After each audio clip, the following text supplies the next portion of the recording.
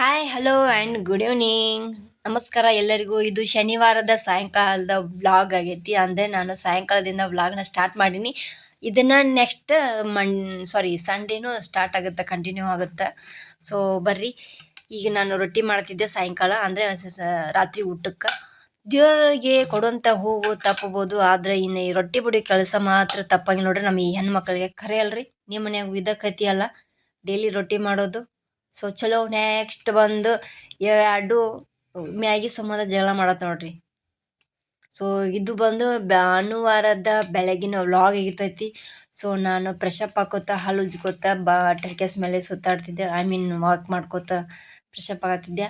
So ಸೂರ್ಯ ನಾನು ನೋಡ್ರಿ, ಸೂರ್ಯ ಯಾವ ಥರ ಶೋ ಅಪ್ ಕೊಡತ್ತಾನು ಡೈಲಿ. ಇದು ಏನು ಜನವರಿ ಸಂಕ್ರಮಣ ಮುಗಿಯೋವರೆಗೂ ಈ ಥರ ಶೋ ಅಪ್ ಬರ್ತೈತಿ ನಮಗೆ ಟರ್ಕೆಸ್ ಮೇಲೆ. ಅಂದ್ರೆ ಆ ಕಡೆಯಿಂದ ಮತ್ತೆ ಸೂರ್ಯ ಚಲನವಲನ ಬದಲಾಗ್ತಾವಲ್ಲ, ಸೊ ಅದ್ರ ಮ್ಯಾಗ. ಸೊ ನೆಕ್ಸ್ಟ್ ಚಲೋ ಫ್ರೆಶಪ್ ಆಗಿ, ಇವತ್ತು ನಮ್ಮ ಅವ್ರದ್ದು ಸ್ಕೂಲ್ ಐತಿ. ಅಂದರೆ ಇವತ್ತು ಸಂಡೇ ಆದರೂ ಭೀ ಅವ್ರದ್ದು ನವೋದಯ ಎಕ್ಸಾಮ್ಗೋಸ್ಕರ ಎಕ್ಸ್ಟ್ರಾ ಕ್ಲಾಸ್ ನಡೀತಿದ್ದಾವ. ಸೊ ಎಕ್ಸಾಮ್ ಆಗೋವರೆಗೂ ಅವ್ರಿಗೆ ಬರಕ್ಕೆ ಹೇಳಿದರು. ಸೊ ಹಾಗಾಗಿ ನನಗೆ ಸಂಡೇನೂ ಭೀ ರೆಸ್ಟ್ ಇಲ್ದಂಗೆ ಆಗೈತಿ. ಸೊ ಅವಳು ಸ್ಕೂಲಿಗೆ ಹೋದ್ಲು. ಇವಾಗ ನಾನು ಟಿಫನ್ ಮಾಡಬೇಕು.